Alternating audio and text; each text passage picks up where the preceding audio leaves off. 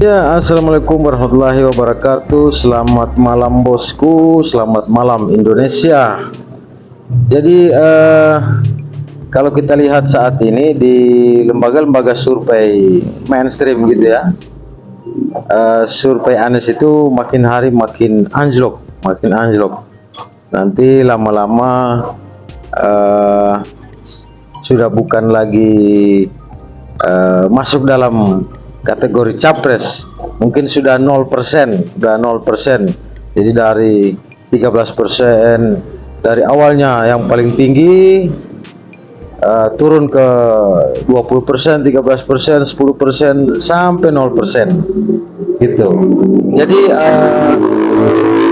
apa namanya, macam lucu juga ya. Padahal kalau kita lihat pada faktanya, Anies itu saat masih gubernur itu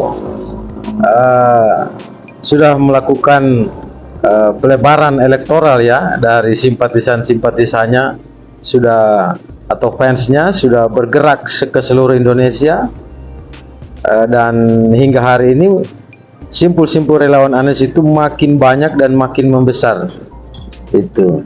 Tapi heran juga, survei Anies malah makin anjlok. Ini kan tidak berbanding lurus dengan fakta di lapangan dan sangat lucu.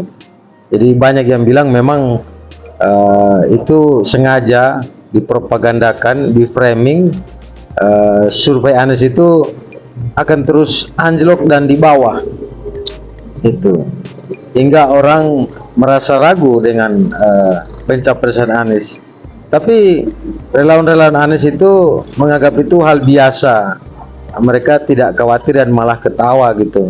Karena kejadian seperti ini pernah dialami pendukung Anies atau relawan Anies saat di Pilkada DKI Jakarta, di mana posisi Anies di lembaga-lembaga survei juga seperti ini, paling di bawah itu. Jadi di antara tiga calon dia paling di bawah. Tapi Anies hari ini bisa dibilang sebagai kuda hitam yang sangat kuat.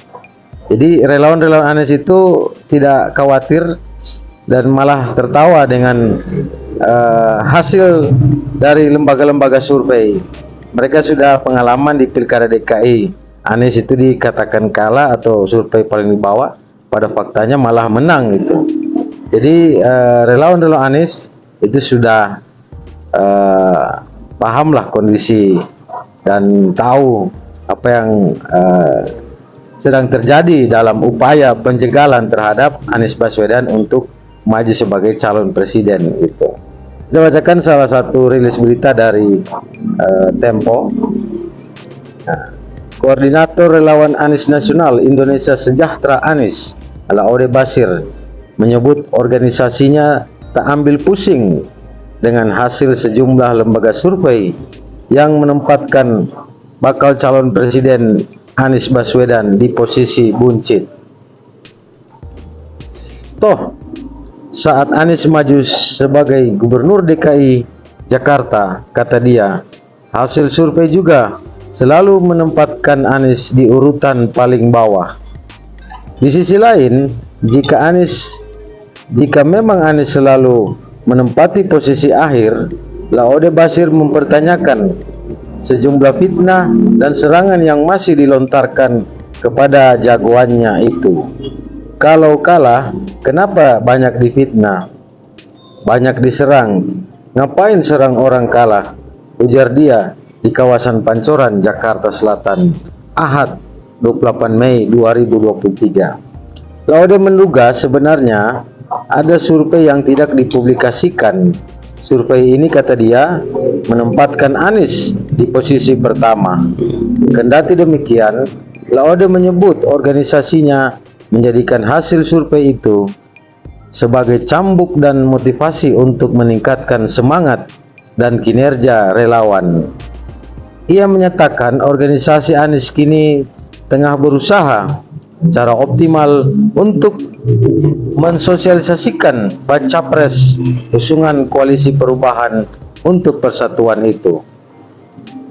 Apapun hasil survei tidak mengganggu semangat kami. Relawan Anies itu sifatnya partisipatif dan mandiri, kata Laode Basir. Jadi fans atau pendukung simpatisan Anies atau relawan Anies sudah biasa, sudah paham kenapa Anies selalu ditempatkan di urutan terakhir dalam survei calon presiden. Jadi mereka sudah cukup paham dan malah tertawa dan santai saja karena sudah pengalaman tentang kondisi-kondisi seperti ini. Oke teman-teman, saya membahasnya dan Anda menafsirkannya sendiri.